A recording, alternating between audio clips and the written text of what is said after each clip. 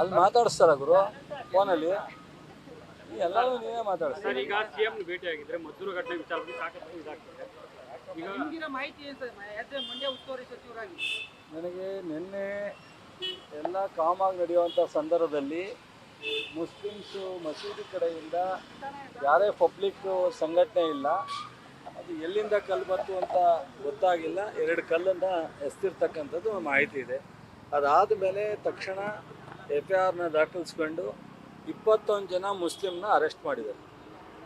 ಅದರಲ್ಲಿ ಹೊರಗಡೆಯವರು ಒಂದು 2-3 ಜನ ಇರ್ಬೋದು ಅಂತ ಸಂಕೇತ ಆಗಿದೆ, ಬಟ್ ಇನ್ನೂ ಕನ್ಫರ್ಮ್ ಆಗಿಲ್ಲ.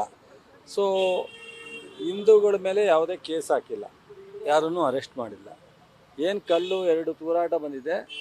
ಸೊ ಒಂದು ಸೈಡೆ ಮುಸ್ಲಿಮ್ಸನ್ನ 21 ಜನ ಅರೆಸ್ಟ್ ಮಾಡಿ ತಕ್ಷಣಕ್ಕೆ ಕ್ರಮ ಜರುಗಿಸಿದೆ. ಎನ್ಕ್ವೈರಿ ನಡೀತಾ ಇದೆ. IG ಅವರು ಅಲ್ಲೇ ಇದ್ದಾರೆ, SP ಅವರು ಅಲ್ಲೇ ಇದ್ದಾರೆ, DC ಅವರು ಅಲ್ಲೇ ಇದ್ದಾರೆ ಸ್ಪಾಟಲ್ಲಿ.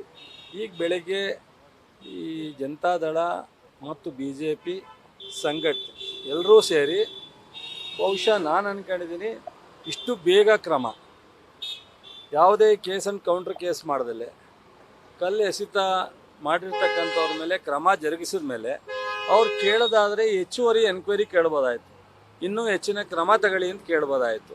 ಪ್ರವಾಕ್ ಮಾಡಿ ಕೋಮು ಗಲಭೆ ಮಾಡುವಂಥ ಪ್ರಯತ್ನ ಮಾಡ್ತಾ ಇದ್ದಾರೆ. ಇದು ಅವರಿಗೆ ಶೋಭೆ ತರುವಂಥದ್ದಲ್ಲ. ಸೊ ಅವರಿಗೆ ನಮ್ಮ ಮಾಡ್ತಾ ಇರ್ತಕ್ಕಂಥ ಸರ್ಕಾರದ ಯೋಜನೆಗಳು, ಕಾರ್ಯಕ್ರಮಗಳು, ಅಭಿವೃದ್ಧಿ ಈಗ ಅಸೆಂಬ್ಲಿನಲ್ಲಿ ಅವರು ಫೇಲ್ ಆಗಿದ್ದಾರೆ. ಅವರಿಗೆ ಎಲ್ಲೂ ಯಾವ ವಿಚಾರನೂ ಸಿಗದೇ ಇದ್ದಾಗ ಕೋಮು ಗಲಭೆ ಒಂದೇ ಪ್ರಮುಖವಾಗಿ ಅವರ ಪಕ್ಷ ಸಂಘಟನೆ ಮಾಡಲಿಕ್ಕೆ ಉಳಿದಿರ್ತಕ್ಕಂಥ ಅಸ್ತ್ರ ಅಂತೇಳಿ ಹೋಗಿದ್ದಾರೆ. ಸೊ ಅಶೋಕ್ ಆಗಲಿ, ಜನತಾದಳದ ನಾಯಕರಾಗಲಿ ಅಥವಾ ಸಂಘಟನೆಯವರಾಗಲಿ, ಸ್ಥಳೀಯ BJPಯ ಮತ್ತು ಜನತಾದಳದ ಮುಖಂಡರಾಗಲಿ, ಇದೊಂದು ವಿಪರ್ಯಾಸ. ಅವರಿಗೆ ರಾಜಕೀಯ ಇಚ್ಛಾಶಕ್ತಿ ಇದ್ದರೆ ರಾಜಕೀಯವಾಗಿ ಜನಪರವಾದಂಥ ಸರ್ಕಾರದ ವಿರುದ್ಧ ಜನಪರವಾದಂಥ ವಿಚಾರವನ್ನು ಎತ್ಕೊಂಡು ಮಾಡಬೇಕೇ ವಿನ ಈ ಥರದ್ದು ಏನಾದರೂ ನಡೆದರೆ ಕೇಳಕ್ಕೆ ರೈಟ್ಸ್ ಇಲ್ಲ ಅಂತ ಹೇಳಲ್ಲ. ಕೇಳೋಕ್ಕೆ ಮುಂಚಿತವಾಗಿ ಕ್ರಮ ಆಗಿತ್ತು. ಅವ್ರು ಹೇಳೋದಕ್ಕಿಂತ ಮುಂಚಿತವಾಗಿ 21 ಜನ ಅರೆಸ್ಟ್ ಮಾಡಿದ್ರು, FIR ಆಗಿದೆ. ಸೊ ಇನ್ನೂ ಏನಾರು ಹೆಚ್ಚುವರಿ ಇದ್ದರೆ ಒಂದು ಮೆಮೊರಂಡಮ್ ಕೊಡಲಿ ಅಥವಾ ಜಿಲ್ಲಾಡಳಿತಕ್ಕೆ ಹೇಳಲಿ. ಅದನ್ನು ಬಿಟ್ಟು ಸೊ ನಾವು ಮೆರವಣಿಗೆ ತಗೋತೀವಿ, ಪ್ರತಿಭಟನೆ ಮಾಡ್ತೀವಿ, ಪ್ರವಾಕ್ ಮಾಡ್ತೀವಿ, ಕೋಮುಗಲಭೆಗೆ ನಾವು ಹತ್ತಿಕ್ತೀವಿ ಅಂತ ಅಂದರೆ ಸರ್ಕಾರ, ಜಿಲ್ಲಾಡಳಿತ ಏನು ಸೂಕ್ಷ್ಮವಾಗಿ ಗಮನ ಹರಿಸಿ ಇದನ್ನು ಒಂದು ಕಂಟ್ರೋಲ್ ಮಾಡ್ಲಿಕ್ಕೆ ಸಾಧ್ಯ. ಜಿಲ್ಲೆ ಮಂಡ್ಯ ಯಾವಾಗಲೂ ಕೂಡ ಶಾಂತಿಯುತ ಅನ್ನುವಂಥದ್ದು. ಆದ್ರೆ ಪದೇ ಪದೇ ಈ ರೀತಿ ಕೋಮು ಗಲಭೆಗಳು ಸೃಷ್ಟಿ ಆಗ್ತಾ ಇರುವಂಥದ್ದು ಮತ್ತೆ ಇವೆಲ್ಲ ಪೂರ್ವ ನಿಯೋಜಿತವಾಗಿ ನಡೆಯುವಂಥ ಪ್ರಯತ್ನಗಳ ಹೇಗೆ? 100ಕ್ಕೆ 100% ಪೂರ್ವ ನಿಯೋಜಿತ. ಇದಕ್ಕೆ ಇಲ್ಲೇ ಎಲ್ಲ ದಾಖಲೆಗಳನ್ನ ನಾವು ಕೊಟ್ಟಿದ್ದೀವಿ. ಎಲ್ಲಿಂದ ಮಂಗಳೂರಿಂದ ಸ್ಟಾರ್ಟ್ ಆಗಿ ಪಾಂಡವಪುರಕ್ಕೆ ಬಂದು ಅಲ್ಲಿ ವಾಸ್ತವ್ಯ ಹೂಡಿ ಏನೆಲ್ಲ ಪ್ರಯತ್ನ ನಡೆಸ್ತಿದ್ರು ಅಂತ ನಾಗಮಂಗಲದಲ್ಲಿ ನಡೆದಾಗಲೂ ನಿಮಗೆಲ್ಲ ಗೊತ್ತಿದೆ. ಈ ಸಲ ನಾಗಮಂಗಲನ ಎಚ್ಚರಿಕೆಯನ್ನು ವಹಿಸಿದ ಮೇಲೆ ಅಲ್ಲಿ ನಡೆದಿಲ್ಲ. ಇಲ್ಲಿ ಮದ್ದೂರಿನಲ್ಲಿ ಇತ್ತೀಚಿನ ದಿನಗಳಲ್ಲಿ ಯಾವತ್ತೂ ಆ ಥರ ನಡೆದಿಲ್ಲ. ಬಹುಶಃ ಇಲ್ಲಿ ಯಾವುದೂ ಆ ಥರದ ಘಟನೆ ಇಲ್ಲ ಆದ್ರೂ ಮೀಟಿಂಗ್ ಮಾಡಿ ಎಲ್ಲ ಸಮಾಜದ ಜೊತೆಗೆ ಪ್ರತ್ಯೇಕವಾಗಿ ಮೀಟಿಂಗ್ ಮಾಡಿ ಎಲ್ಲ ಬಂದೋಬಸ್ತ್ ಮಾಡಿದ್ರು. 1-2 ಕಲ್ಲು ತೂರಾಡಿರ್ತಕ್ಕಂಥದ್ದು. ಇದು ಪೂರ್ವ ನಿಯೋಜಿತವಾದಂಥ ರೀತಿಯಲ್ಲಿ ಇದೆಲ್ಲ ಕೋಮುಗಲಭೆನ ಹತ್ತಿಕ್ಕಲಿಕ್ಕೆ ಪ್ರಯತ್ನ ಮಾಡ್ತಾ ಇದ್ದಾರೆ. ಬಟ್ ಸರ್ಕಾರ, ಜಿಲ್ಲಾ ಆಡಳಿತ ಗಮನದಲ್ಲಿದೆ. ಎಚ್ಚರಿಕೆ ವಹಿಸಿ ನಾವು ಯಾರು ತಪ್ಪಿತಸ್ಥಿದ್ದಾರೋ ಅವ್ರ ಮೇಲೆ ಕ್ರಮನೂ ತಗೋತೀವಿ. ಹೆಚ್ಚು ಇದನ್ನ ಪ್ರವಾಹಕ್ಕೆ ಬಿಡಲ್ಲ. ಹೊರಗಡೆಯಿಂದ ಬಂದು ಈ ತರ ಕಲ್ಲು ತೂರಾಟ ಮಾಡಿದ್ದಾರೆ ಅಂತ ಯಾರು ಸರ್? ಅದನ್ನೇ ಎನ್ಕ್ವೈರಿ ಮಾಡಿ ಚೆಕ್ ಮಾಡಿದ ಮೇಲೆ ಅದು ನಿಖರವಾಗಿ ಗೊತ್ತಾಗುತ್ತೆ. ನನಗೆ ಆಮೇಲೆ ಇಂಥ ಘಟನೆಗಳಲ್ಲಿ ಭಾಗಿಯಾದವ್ರ ಮೇಲೆ FIRಗಳನ್ನ ವಾಪಸ್ ತಗೊಂಡಿರುವಂತ ಘಟನೆಗಳು ನಡೆದಿದೆ ಸರ್. ವಾಪಸ್ಸು ಯಾವ ಹಂತದಲ್ಲಿ ತಗೋಬೇಕೋ ಅದಕ್ಕೆ ಮಾತ್ರ ತಗೊಳ್ಳಕ್ಕೆ ಸಾಧ್ಯ. ಎಲ್ಲ ಈ ಥರದ ಘಟನೆಗಳ ಕಮ್ಯುನಲ್ ವಿಚಾರದಲ್ಲಿ ನಡೆದಂಥವು ಯಾವುದನ್ನೂ ವಾಪಸ್ ತಗೊಳ್ಳೋಂಥ ಮಾಹಿತಿ ನನ್ನ ಮುಂದೆ ಇಲ್ಲ. ಸೊ ರೈತರು ಗಲಾಟೆಗಳು ಅದು ಇದು ಸಣ್ಣ ಪುಟ್ಟ ಬಂದಾಗ ತಗೊಂಡಿದ್ದೀವಿ. ಈ ಥರದ ಗಲಾಟೆ ಆರೋಪ ಹೊಂದಿದೆ. ನಿಮ್ಮ ಮಾಹಿತಿ ಏನು ಸರ್? ಮಸೀದಿ ಕಡೆಯಿಂದ ಬಂತು ಅನ್ನೋದು ಅಷ್ಟೇ ಮಾಹಿತಿ ಇದೆ. ಎನ್ಕ್ವೈರಿ ಮಾಡಿದ್ಮೇಲೆ ಗೊತ್ತಾಗುತ್ತೆ. ನಾವು ಒಂದಂತೂ ಹೇಳಲಿಕ್ಕೆ ಇಚ್ಛೆ ಪಡ್ತೀನಿ, ಅವ್ರು ಯಾವುದೇ ಸಮಾಜ ಆಗಲಿ ಈ ಘಟನೆಗೆ ಕಾರಣಕರ್ತಾದವ್ರನ್ನ ಮೇಲೆ ಕ್ರಮ ತಗೋತೀವಿ. CM ಅವ್ರಿಗೆ ಈ ಮಾಹಿತಿ ಕೊಟ್ಟಿದ್ದೀನಿ. ಎಚ್ಚರಿಕೆ ವಹಿಸಿ ಇನ್ನು ಮುಂದೆ ಅದನ್ನೇ ನಿಯಂತ್ರಣ ಮಾಡಲಿಕ್ಕೆ ಏನು ಬೇಕೋ ಕ್ರಮ ತಗೊಳ್ಳಿ, ಹುಷಾರಾಗಿ ಮಾಡಿ ಅಂತ ಹೇಳಿ. ಹೋಗ್ಲಿ ರಾಜಕಾರಣನೇ ಅಲ್ವ, ಅವ್ರು ರಾಜಕಾರಣನೇ ಮಾಡ್ತಾ ಇರೋದು. ಅವರಿಗೆ ರಾಜಕಾರಣ ಮಾಡೋಕ್ಕೆ ಶಕ್ತಿ ಇಲ್ಲದೆ ಇದ್ದಾಗ ಈ ಥರದ್ದೇ ಮಾಡ್ತಾರೆ. ಈಗ ಏನಾಗುತ್ತೆ, ಕಾಂಗ್ರೆಸ್ ವಿರುದ್ಧವಾದಂಥ ಮೇಲೆ ಸಂಘಟನೆ ಮಾಡೋಕ್ಕೆ ಅವ್ರ ಕೆಲ ಶಕ್ತಿ ಇಲ್ಲದೆ ಇದ್ದಾಗ ಭಾವನಾತ್ಮಕವಾಗಿ ಒಂದು ಕಮ್ಯುನಲ್ ಇಶ್ಯೂ ತೊಗೊಂಡೇ ಅವರು ಹೋರಾಟ ಮಾಡಬೇಕಾದಂಥ ಪರಿಸ್ಥಿತಿ ಅವ್ರಿಗೆ ಎದುರಾಗಿದೆ. ಸೊ ಇದನ್ನು ಬಿಟ್ಟು ನನ್ನ ಸಜೆಷನು ಅಶೋಕ್ ಆಗಲಿ ಅಥವಾ ಜನತಾದಳದವ್ರಿಗಾಗಲಿ ಸೊ ಗೌರವಯುತವಾಗಿ ರಾಜ್ಯ ಜನರ ಪರವಾಗಿ ಹೋರಾಟ ಮಾಡೋದು ಒಳ್ಳೆಯದು.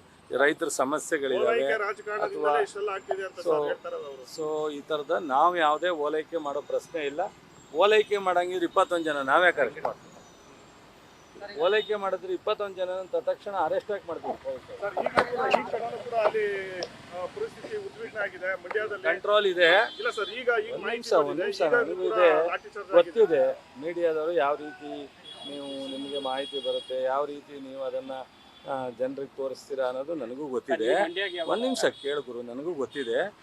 ಆ ಮಸೀದಿ ನೇರದಲ್ಲಿ ಹೋಗಲೇಬೇಕು ಅಂತ ಹಠ ಮಾಡಿದಾಗ ಒಂದು ಸಣ್ಣ ಲಾಠಿ ಚಾರ್ಜ್ ಆಗಿ ಮುಂದೆ ಹೋಗಿದ್ದಾರೆ. ಈಗ GB ಸರ್ಕಲ್ಗೆ ಹೋಗ್ತಾ ಇದ್ದಾರೆ, ಇನ್ನೊಂದು ಅರ್ಧ ಕಿಲೋಮೀಟ್ರ್ ಇದೆ. ಅಲ್ಲಿ ಅವ್ರು ಮುಗಿಸ್ತಾರ ಮತ್ತು ಇವರು ನಾಯಕರು ಹೋಗೋ ಗಂಟೆ ಇರ್ತಾರ, ಅದು ಅಲ್ಲಿ ಡಿಸೈಡ್ ಆದಮೇಲೆ ಎಲ್ಲ ಥರದ್ದು ಬಂದೋಬಸ್ತು ಮಾಡ್ಕೊಂಡಿದ್ದಾರೆ. ನಾನು ಇವತ್ತು ವಿಸಿಟ್ ಕೊಡ್ತೀನಿ. ಸರ್ಕಾರ ಅಲ್ಲ, ಅವ್ರ ಕುಮ್ಮಕ್ಕಿಂದ ಅಶೋಕ್ ಅಲ್ಲಿಯ ಸ್ಥಳೀಯ ನಾಯಕರು BJP ಜನತಾದಳದ ಕುಮ್ಮಕ್ಕಿನಿಂದ ಆಗ್ತಾ ಇರೋದು, ಜನರಿಂದ ಅಲ್ಲ. ಸಂಘಟನೆಯವ್ರನ್ನ ನನಗೆ ಕೆಲವರು ಸಂಘಟನೆಯವರು ಮಾತನಾಡಿದ್ರು, ಅವ್ರ ಹೆಸರು ಹೇಳಲಿಕ್ಕಾಗಲ್ಲ. ನಾವು ಸುಮ್ಮನಿದ್ರು ಬಿಡ್ತಾ ಇಲ್ಲ ಸರ್, ನಾವೇನು ಮಾಡಲಿ ಅಂತಾರೆ. ನಮಗಿದು ನಿನ್ನೆ ಕ್ರಮ ಆಗಿದೆ, 21 ಜನ ಅರೆಸ್ಟ್ ಆಗಿದೆ. ಮತ್ತೆ ನಾವು ಏನಂತ ಪ್ರತಿಭಟನೆ ಮಾಡೋದು ಅಂದರೆ ರಾತ್ರಿಯಿಂದ ನಮ್ಮನ್ನು ಮಲಗಲಿಕ್ಕೆ ಬಿಟ್ಟಿಲ್ಲ ಇವರು BJP ಜನತಾದಳದ ನಾಯಕರು ಅಂತ. ಸೊ ಪಾಪ ಅವ್ರ ಹೆಸರು ಹೇಳಿದ್ರೆ ಈಗ ಅವರು ತೊಂದರೆ ಆಗುತ್ತೆ BJPನಲ್ಲಿ ಜನತಾದಳದಲ್ಲಿ ಇರೋರಿಗೆ. ನಾನು ಎಲ್ಲರ ಹತ್ರ ಸ್ಥಳೀಯವಾಗಿ ಜಿಲ್ಲೆಯಲ್ಲಿ ಸಂಪರ್ಕ ಇರೋದ್ರಿಂದ ಬಹುಶಃ ಅವರು ನನಗೆ ಫೋನ್ ಮಾಡಿ ಹೇಳ್ತಾ ಇದ್ದಾರೆ, ಸರ್ ನೀವು ಏನು ಸರ್ ನಾವು ಏನು ಮಾಡೋದು, ನಾವು ಸೈಲೆಂಟ್ ಆಗಿರ್ಬೋದು ಅಥವಾ ಒಂದು ಮೆಮೊರಂಡಮ್ ಕೊಟ್ಬಿಟ್ಟು ಕ್ಲೋಸ್ ಮಾಡೋಣ ಅಂದರೆ ಅವ್ರು ಬಿಡ್ತಾ ಇಲ್ಲ. ಚಲುವರಾಯ ಸ್ವಾಮಿನ ಸರ್ಕಾರನ 2.5 ವರ್ಷದಿಂದ ಮಾಡಿ ಸಾಕಾಗಿದೆ. ಬಟ್ ಪಕ್ಷ ಕಟ್ಟದಾರೆ ಬೇರೆ ದಾರಿಗಳಿದೆ, ಕಟ್ಟಕ್ಕೆ ಹೇಳಿ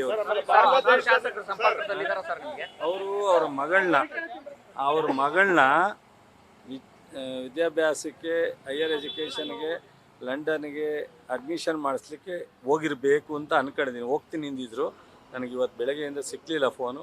ಹೋಗಿ ಒಂದು 2-3 ಸಲ ಮೋಸ್ಟ್ಲಿ ಹೋಗಿರಬೇಕು ಅಂತ ಅನ್ಕೊಂಡಿದ್ದೀನಿ. ಸೊ ಅವರು ಒಬ್ಬ ಮಗಳು ಅಮೇರಿಕಾದಲ್ಲಿ ಅಡ್ಮಿಷನ್ ಆಗಿದ್ದಾಳೆ, ಇನ್ನೊಬ್ಬ ಮಗಳು ಲಂಡನ್ಗೆ ಬಿಟ್ಬಿಟ್ಟು ವಾಪಸ್ ಬರ್ತೀನಿ ಅಂತ ಅಂದ. ಬಹುಶಃ ಅಲ್ಲಿಗೆ ಹೋಗಿರ್ಬೇಕು. ಸರ್, ಮಂಡ್ಯದಲ್ಲಿ ಅಕ್ರಮ ವಲಸಿಗರು ಕೂಡ ಇದ್ದಾರೆ ಸರ್. ಯಾಕಂದ್ರೆ ಅಲ್ಲಿ ಹಿಂದೆ ಎಲ್ಲ ಚೆಕ್ ಮಾಡಿದ್ದಾರೆ. ಅದೆಲ್ಲ ಆವಾಗ ಸರ್ಕಾರ, ಕೇಂದ್ರ ಸರ್ಕಾರ, ರಾಜ್ಯ ಸರ್ಕಾರ ಎಲ್ಲವೂ ಸಹ ಅದನ್ನು ತನಿಖೆ ಮಾಡಿ ಪ್ರಯತ್ನ ಮಾಡಿದ್ದಾರೆ. ಬಹುಶಃ ಆ ಥರದ್ದೇನು ಇದಕ್ಕೆ ಇಂಪ್ಲೂಯೆನ್ಸ್ ಆಗುವಂಥ ವಾತಾವರಣ ಇಲ್ಲ.